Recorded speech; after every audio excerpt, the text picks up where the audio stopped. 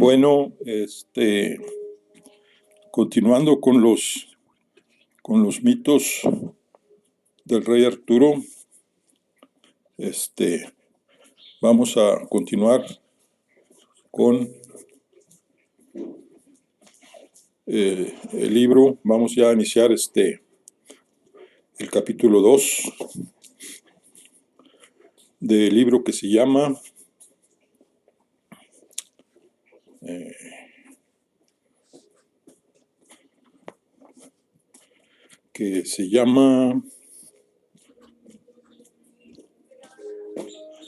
El poder de Camelot y la fortaleza perdida.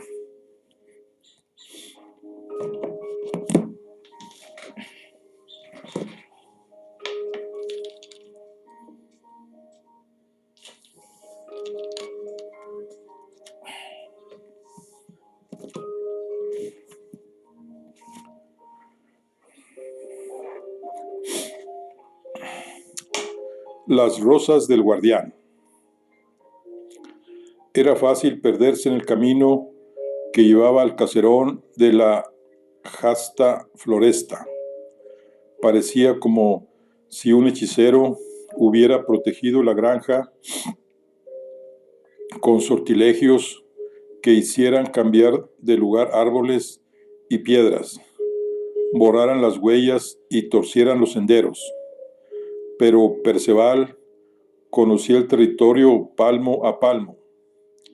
Llegó al principio del claro, donde dos imponentes piedras talladas, ergidas en la época de los dioses antiguos, dos menhires cubiertos de musgo, señalaban como una puerta simbólica el arranque del camino que llegaba a la hacienda. Ahí desmontó, desenvainó la espada y descargó su furia una y otra vez contra las zarzas que habían crecido salvajes e impedían el paso.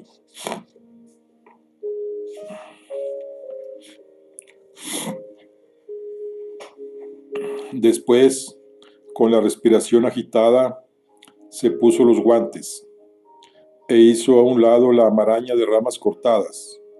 A partir de ahí, la hierba estaba tan alta que no se veía traza de la vereda que conducía a la casa. El caballero tomó de la brida a su montura y se dirigió hacia un viejo fresno que se alzaba más adelante, a pocos pasos.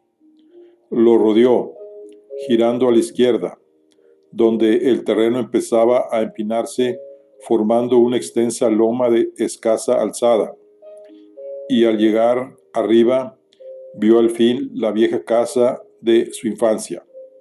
Primero, el tejado oscuro con su grueso manto de brezo, y según iba descendiendo, sus recios muros de piedra sin labrar, cubiertos en parte de piedra.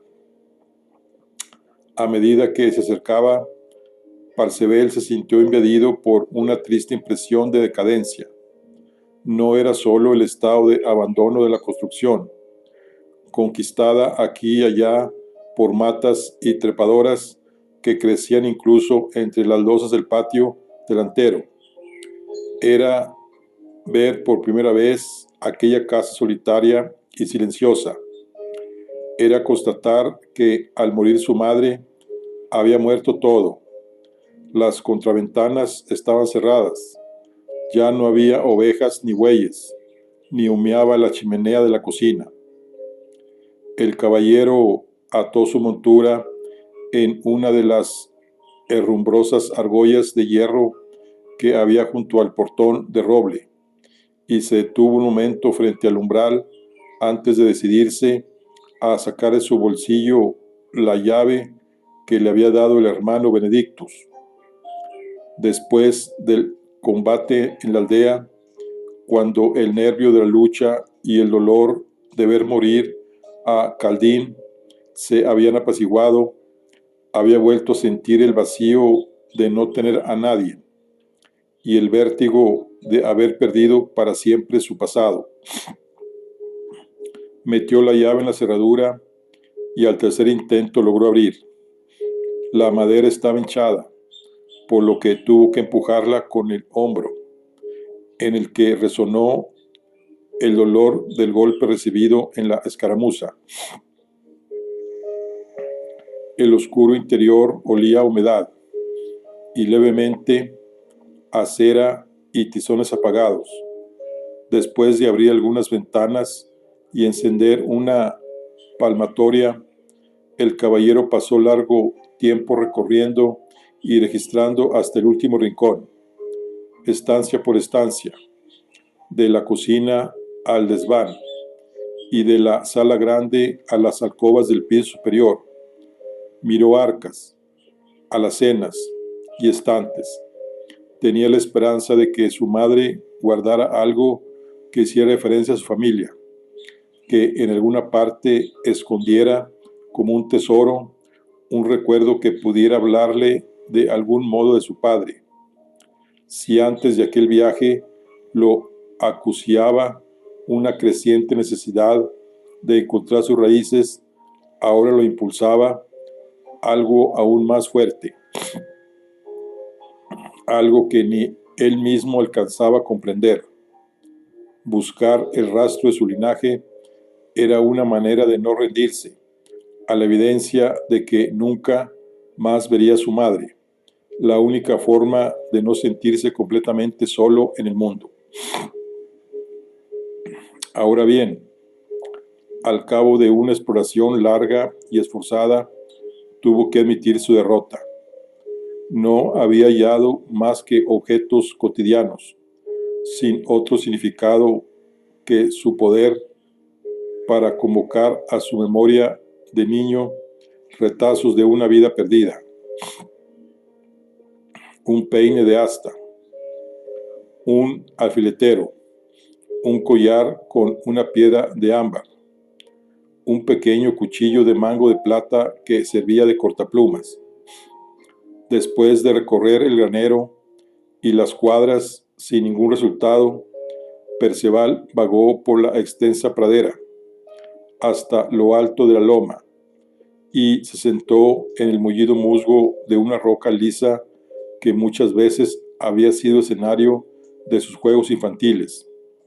Desde ahí se veía la casa y al otro lado, por donde ya bajaba el sol, la entrada a la hacienda, con la copa amarilla del viejo fresno ocultando parcialmente los menjires. El grueso tronco de aquel árbol parecía enfrentarse solo al inmenso ejército de robles y hayas en formación desplegado frente a él. Vigilaba la puerta día y noche, sólido y erguido, y daba la impresión de que su presencia había disuadido a las zarzas de invadir el prado. Solo crecía a sus pies un arbusto espigado, que Perceval conocía bien. Era un rosal que en primavera y verano se llenaba de flores blancas, pequeñas y fragantes. Su madre le tenía un cariño especial, cosechaba las rosas para adornar la casa, y cuando caían los pétalos, los ponía en cuencos para seguir disfrutando de su aroma. Por un momento el caballero recordó aquel olor y la luz de la mañana entrando en el zaguán de la casa, y dejando ese estado de beatitud, se puso en pie en un instante, impelido por una evidencia que de pronto recorría su espalda con un estremecimiento. ¿Cómo no se había percatado de antes? Las rosas del guardián, repetía en su cabeza. Acto seguido, echó a correr hacia el fresno. Cuando llegó junto a él, contempló con la respiración agitada, henchido de una nueva esperanza, el rosal que aún crecía a los pies del árbol. Quizá con sus últimas palabras, el capataz había querido decirle que el guardián, que era el árbol, también vigilaba algo más. Desenvainó la daga, se arrodilló delante del rosal y se aplicó febrilmente a cortar manojos de hierba hasta despejar una zona de 4 palmos. Luego fue clavando el arma en la tierra una y otra vez, cambiando de sitio al azar. 2 de aquellas cuchilladas sin saña chocaron con raíces mayores de la florida planta, pero Perceval sabía lo que estaba buscando. Había vuelto a rememorar la imagen de su mano de niño echando tierra en un agujero, y no solo estaba seguro de que aquel era el lugar, sino que además recordaba que antes de taparlo completamente, alguien había puesto encima una lasca de pizarra. Se detuvo un momento, dejando la daga clavada. Aparentemente había probado en todo el área despejada y no había nada. Una gruesa raíz del fresno asomaba entre este y el rosal, haciendo imposible que el hoyo estuviera ahí. Se puso de pie y miró a su alrededor. 2 pasos más adelante, siguiendo la línea invisible que unía los troncos del fresno y el rosal, había una pequeña zona donde la hierba crecía más alta. Midió en pasos la distancia entre esas matas altas y el arbusto, y comprobó que era la misma que separaba a este del árbol. Con gesto rápido desclavó la daga, y sin molestarse en cortar la hierba, introdujo la hoja en la tierra bajo las matas crecidas. Tal como esperaba, la punta dio con algo duro antes de que Perceval hundiera la hoja completa. Lo que vino después fue muy sencillo. El caballero corrió al granero en busca de una pala. Regresó, cortó el suelo y extrajo un ancho tepe cuadrado. Un poco más abajo halló la pizarra. Siguió sacando la tierra y a 2 palmos más la pala chocó con algo. Continuó quitando el relleno a mano hasta que quedó a la vista lo que ahí estaba enterrado. Era un arca alargada, más corta que su daga. Solo tuvo que apalancarla con cuidado para hacerse con ella. Cubierto de manchas de barro negruzco que se mezclaban con el pardo rastro que había dejado en sus ropas la sangre de los bandidos, Perceval al fin se quedó quieto, arrodillado, frente al tesoro de las rosas del guardián. Se trataba de una caja de madera forrada de gruesa chapa de hierro oxidado y cerrada con 2 pasadores. Justo en el momento de abrirla y atisbar lo que había dentro, empezaron a caer gruesas gotas de lluvia que anunciaban un chaparrón. Quizá por este aviso del cielo, o quizá por aquello que guardaba el arca, que ya se había develado a los ojos del caballero. 3 cuervos que habían asistido como atentos espectadores a sus trabajos desde las ramas del fresno levantaron el vuelo granando.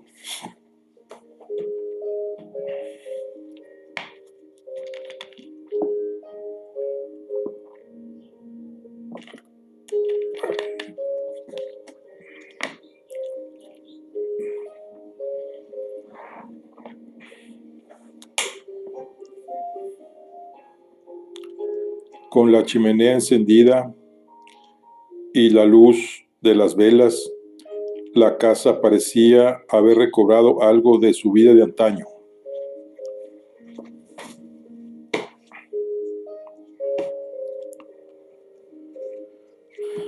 Perceval estaba sentado a la mesa, cerca del hogar. Había dejado a un lado el arca abierta, ya limpia, y frente a él se extendían, ordenado, todos sus contenidos. Por un lado había 3 rombos de tela bordada en los que se representaban un colgante en forma de colmillo, una muralla de piedra y un puñal. Por el otro, un guantelete de armadura y una escarapela azul con 3 cintas de seda amarillas en las que podían leerse otras tantas palabras en latín. Perceval tomó el guantelete. Era una manopla derecha que cubría muy holgadamente la muñeca. Estaba confeccionada de recia piel y mostraba en la palma los brillos y desgastes propios del roce de las armas. El dorso estaba cubierto de cota de malla doble y protegido por un escudo de acero que resguardaba los nudillos gracias a una articulación de bisagra. Nunca había visto una pieza como aquella y se imaginó el efecto demoledor de ese puño con remaches golpeando una cara o incluso un yelmo. Al probárselo, confirmó que era de su talla. Después miró de cerca el rombo de tela en el que se representaba un puñal. Medía 6 dedos de punta a punta y estaba hecho de grueso lino crudo en doble, relleno de algo que le daba cierto peso y rigidez. De sus 4 lados salían hilos de seda más largos que flecos, algo gruesos y de varios colores. El puñal estaba bordado en diagonal, con seda colorada para la punta, que le daba el aspecto de estar ensangrentado.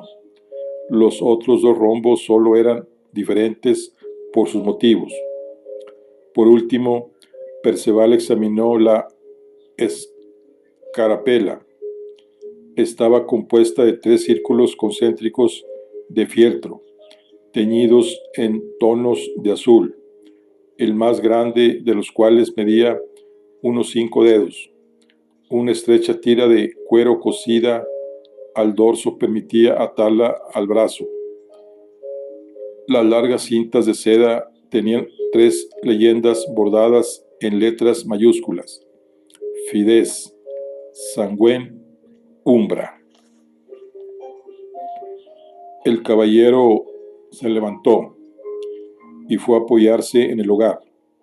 Era evidente que el guantelete había pertenecido a un caballero y la escarapela debía tener el mismo origen, porque era como las utilizadas en los grandes torneos para identificar a los combatientes. Sin embargo, los 3 rombos de tela parecían parte de una labor femenina. Antes de morir, Cadín le había dado la pista para llegar hasta el arca, pero no un asidero para entender su contenido. Aquellos objetos pertenecían a su padre, ¿por qué los habían escondido? O más precisamente, ¿por qué los había enterrado su madre? Porque debió de ser ella quien estaba a su lado en aquella suerte de ceremonia doméstica, aunque no apareciera en su recuerdo. El caballero regresó a la mesa, volvió a ponerse el guantelete, abrió y cerró la mano contemplando cómo brillaba tenuemente la cota de acero al contraluz del fuego. Era fácil pensar que aquella pieza de guerra pertenecía a su padre, que era la prueba de que su origen no era campesino, como le habían intentado hacer creer, y que su propio afán de hacerse caballero había sido una silenciosa herencia familiar. Pero, si era así, y tratándose la caballería de un oficio noble que suele correr parejo con la fama y el prestigio, ¿qué razón podía haber para esconderlo y para que nadie le hubiera hablado nunca del hombre a quien debía la vida? Se quitó el guantelete, lo dejó sobre la mesa con cuidado y volvió a sentarse. Aún sentía la emoción del hallazgo. Tenía la viva impresión de estar más cerca de saber algo, y sin embargo vinieron a su mente las palabras de la siniestra dama del castillo: buscaréis respuestas y solo encontraréis preguntas. De momento la maldición parecía cumplirse. pero por mucho que el tesoro que tenía extendido sobre la vieja mesa de roble aún guardara silencio, Perceval confiaba en hacerlo hablar. Decidió empezar por las palabras latinas, acudiendo al día siguiente al hermano Benedictus para que las tradujera, y con la esperanza de que su significado sirviera para resolver el enigma del caballero del guantelete, se dispuso a dormir. Colocó cerca del hogar, sobre 2 bancos de madera, un jergón de paja que había bajado del piso de arriba. Golpeó los troncos que ya estaban haciendo un buen rescoldo para que no se rodasen. Apagó las velas, se acostó y se cubrió con una gruesa manta de lana. Afuera seguía lloviendo suavemente. Crepitaba el fuego sin estruendo, y Perceval fue entrando en el sueño con la dulce sensación de estar de nuevo en casa.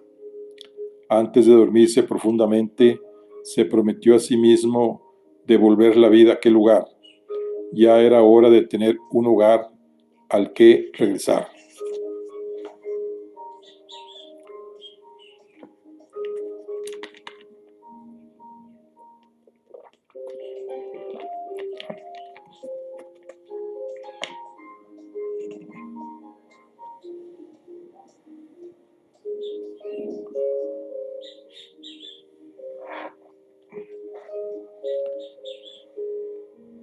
Es extraordinario, dijo Constantino de Badón, cuando Perceval sacó la escarpela de la alforja que llevaba al hombro y la puso sobre la mesa.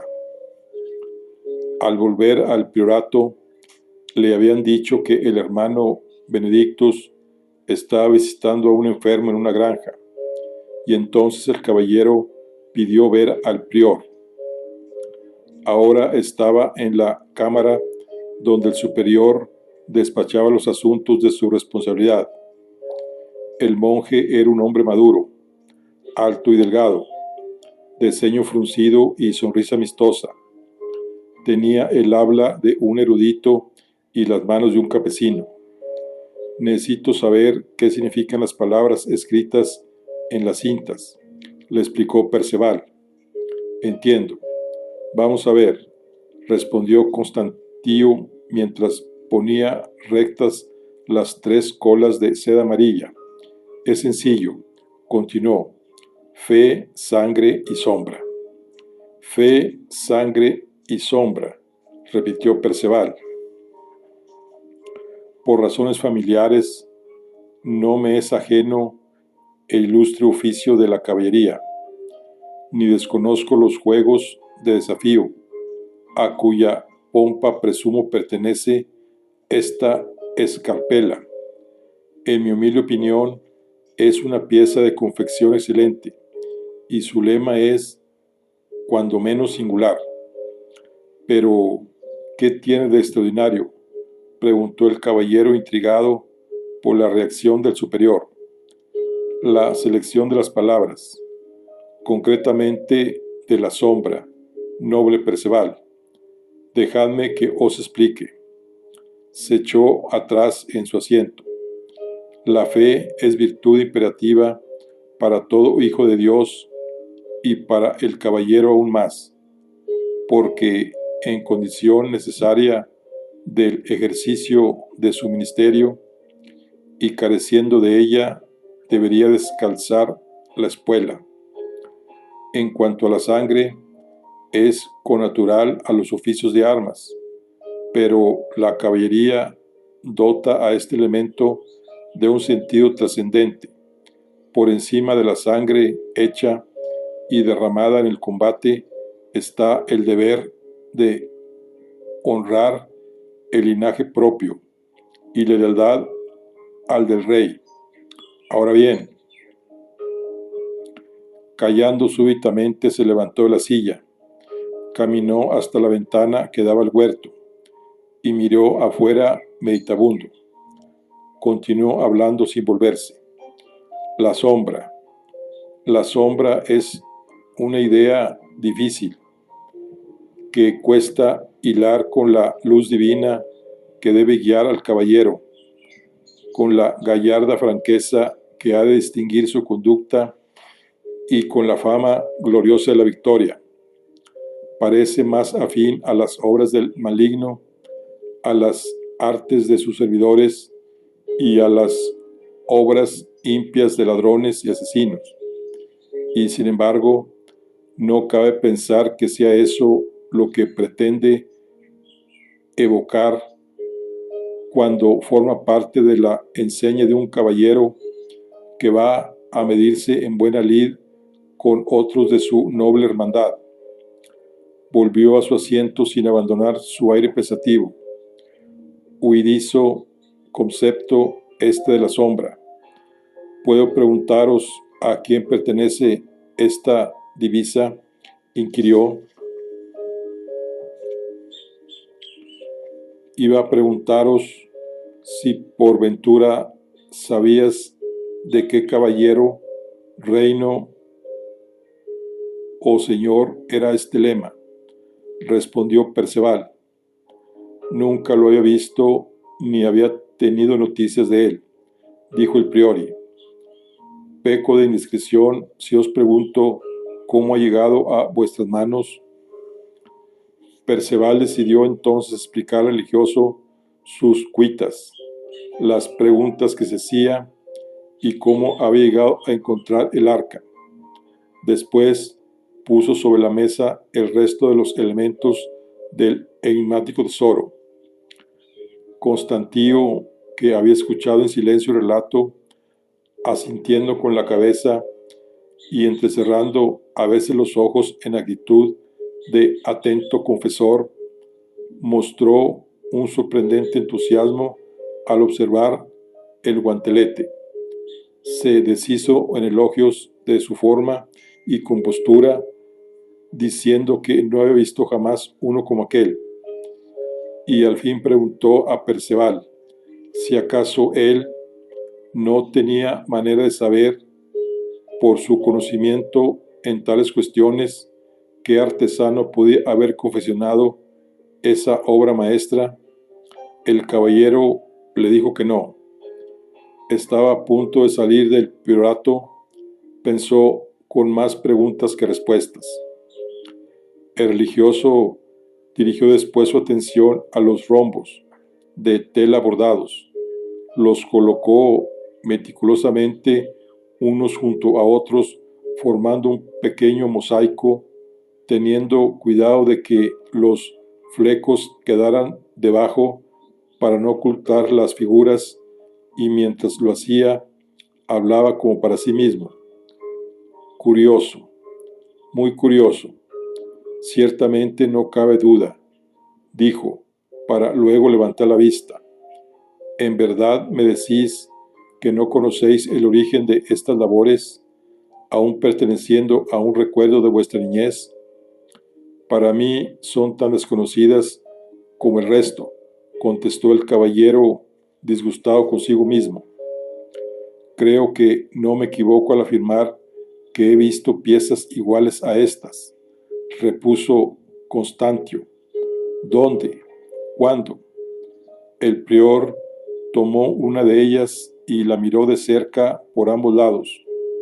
Diría haber admirado hace ya algún tiempo una hermosa colgadura compuesta de elementos como estos. Fue en el monasterio de Mainán, me atrevería a decir, y si estoy en lo cierto, han de ser las que decoraban la cámara donde trabajaba la señora abadesa, William de Wenlock. ¿Estáis seguro?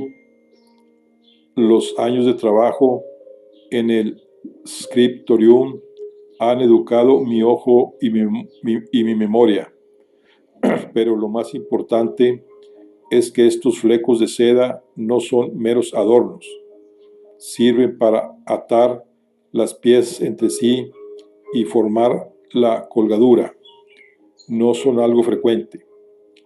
Tengo que ver esa tela por mí mismo. Os ruego que me indiquéis dónde está el monasterio, dijo Perceval. Constantio le explicó detalladamente la ubicación y el caballero agradeció efusivamente la ayuda que le había prestado. Ya se disponía a marcharse cuando el religioso lo retuvo para comunicarle las últimas voluntades de su madre. Los animales de la granja los habían recibido en usufructo el difunto Cadín y sus hijos mientras no se ordenara su regreso a la casa. Respecto a las rentas de los campos y animales, los colonos habían seguido depositando las sumas en especie o moneda en el priorato de Istrad Marchel, que actuaba como albacea, salvo lo que su madre había dicho que les fuera condonado, y el servicio que habitaba en la casa se había instalado en la aldea. En ese punto, el prior abrió un arcón cerrado con llave, extrajo de él una bolsa de cuero y un cartapacio y se lo entregó a Perceval. Aquí tenéis las cuentas de estos años y el dinero resultante. Como veráis, al haber estado yermos los campos propios de la granja, se han reducido los haberes, le dijo. No puedo considerar reducidas unas ganancias que no esperaba, y no necesito revisar nada para dar por buena vuestra administración y agradecerla. Os ruego que sigáis haciéndose cargo de ella. Guardéis el caudal y aceptéis un pago, el diezmo de la renta. Es mi deseo regresar para ocuparme de que la casa vuelva a abrirse y trabajarse, pero no puedo deciros cuándo, expuso Perceval, mientras contaba las monedas, apartaba la suma y la depositaba ante el priori. Bien se ve que sois digno hijo de vuestra madre, dijo Constantino, aceptando el dinero. El caballero salió del priorato reconfortado y con mucho más de lo que había esperado obtener. 2 días más tarde, tras visitar de nuevo la aldea para hablar con los hijos de Cadín, hacerse con una mula, preparar su equipaje y poner a punto las armas, cerró la casa y emprendió el camino que había de llevarlo aún más hacia el norte, hasta el monasterio de Mainán.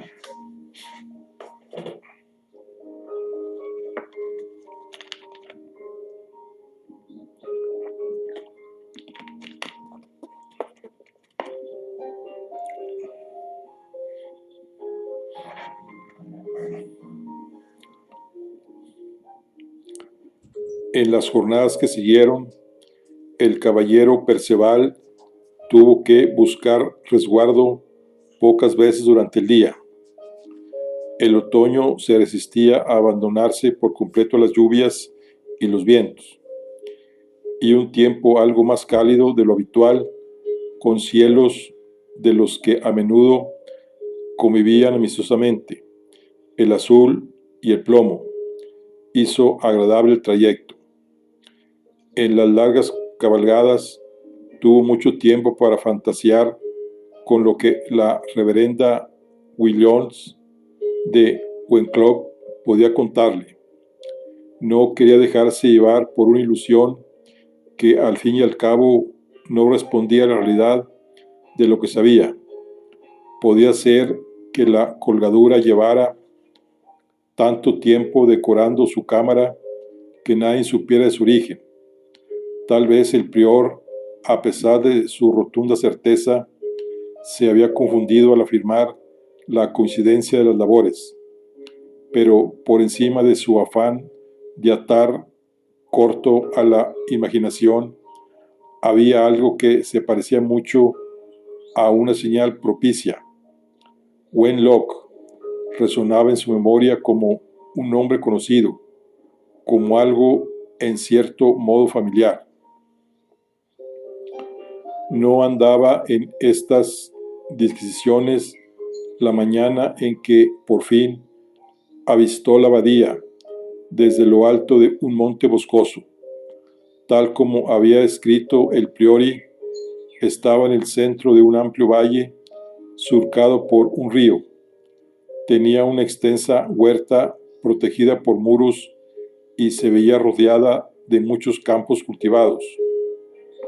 Entre sus construcciones sobresalía la iglesia, pero había otros edificios grandes y pequeños, y en el curso bajo del río un poblado campesino de tamaño considerable. Perceval arrió el caballo y emprendió al paso el suave descenso a través del bosque, que se iba haciendo más denso y se extendía, por lo que había visto desde el alto, algo más de una legua, casi hasta la ribera donde había un puente de madera. Coincidió el paso de gruesas nubes que ocultaron el sol con la sombra de la espesura, y el caballero tuvo la impresión de haber saltado de pronto de la mañana a la tarde. Se detuvo un momento para otear en busca del sendero, que parecía perderse entre los árboles, los altos helechos y algunos viejos troncos caídos y cubiertos de musgo. Y en eso estaba cuando oyó a lo lejos algo que se distinguía claramente de los avisos de las aves que iba espantando a su paso. Aguzó el oído. Tras un breve silencio, volvió a oírlo y cayó en la cuenta de que eran gritos que venían de la dirección de su avance. Sin pensarlo, animó a su montura para que buscara el camino, y en cuanto lo halló, taloneó para apretar el paso. Mientras desató el yelmo y se lo puso, embrazó la rodela que llevaba a la espalda y liberó y empuñó la lanza.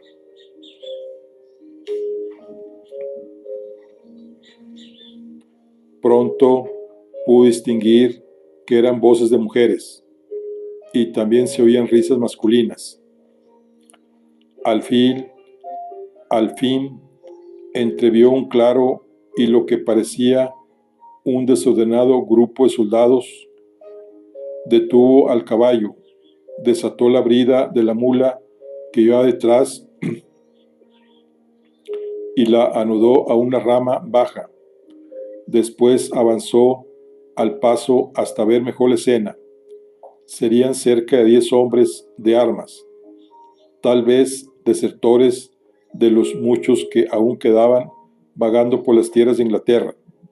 Tenían a 2 religiosas atadas a un árbol, y uno de los soldados se burlaba de ellas, amenazándolas con unas ramas de helecho como si fueran un azote.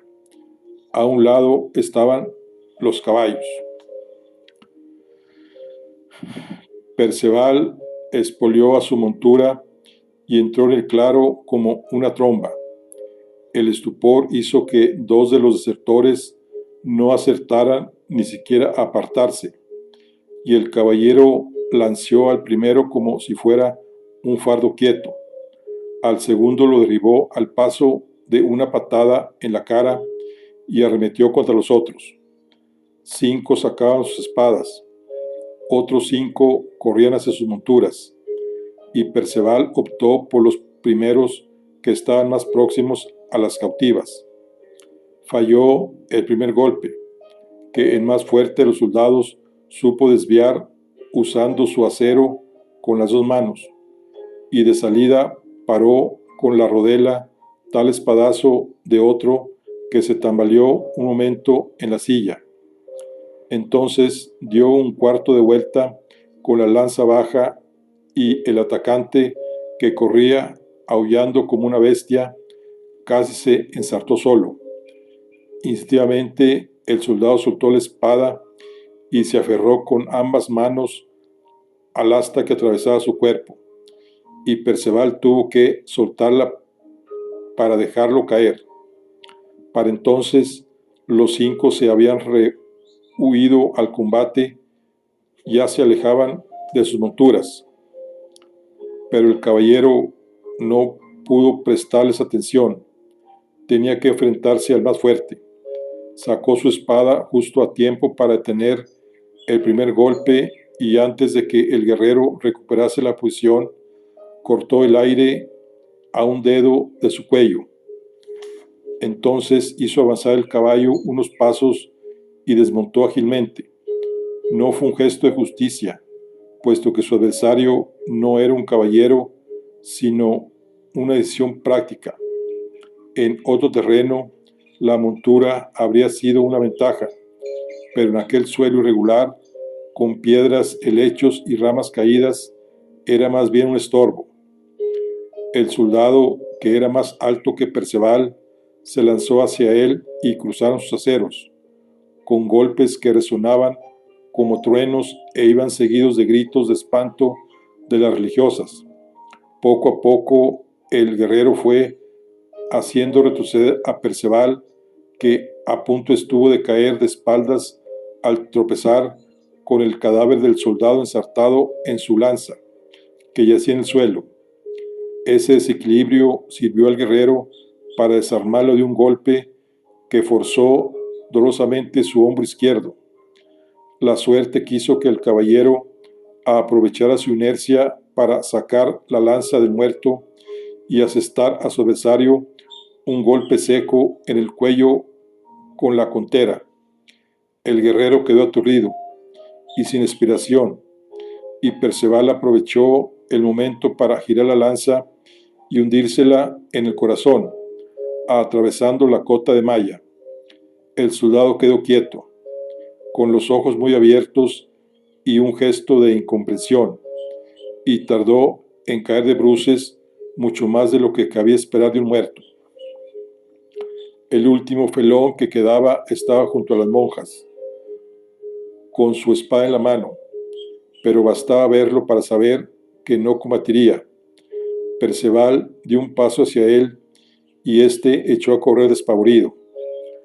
Una vez liberadas de sus ataduras, las religiosas necesitaron tiempo para dejar de temblar y recuperar el habla.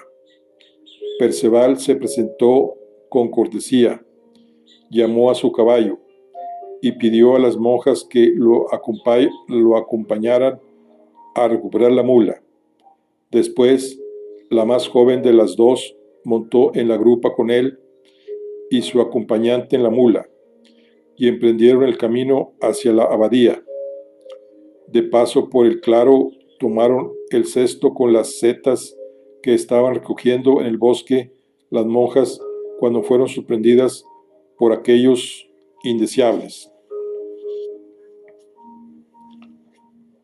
Cuando salieron de la arboleda, Perceval vio que un caballero con compañía armada estaba cruzando el puente hacia ellos, y ya iba a hacer desmontar a la religiosa para aprestarse a luchar, cuando ésta le dijo que aquel jinete era el noble caballero Aglobán, sobrino de la abadesa. El encuentro fue apresurado. Perceval se presentó al caballero y le dio una explicación rápida de lo ocurrido, y Aglobán, después de agradecer gentilmente su intervención, les contó que habían sido alertados por un leñador, testigo de la triste escena del claro, y pidió a Perceval que escoltara a las religiosas hasta el monasterio, mientras él y sus escuderos iban en busca de los soldados restantes. No mucho después, Perceval, que fue recibido con gran alboroto y alegría en el patio del monasterio, pudo quitarse las armas, asearse y tumbarse a descansar en una sencilla celda. Le dolía el hombro que había tenido lesionado, pero no tanto como para preocuparse. Estaba a punto de quedarse dormido cuando llamaron a la puerta y el caballero, con un gesto reflejo, desenvainó el cuchillo que tenía junto a la cama. Bueno, aquí concluimos la charla del día de hoy. Recordemos que estamos con el libro de El poder de Camelot y la fortaleza perdida. Nos vemos en la siguiente. Hasta luego.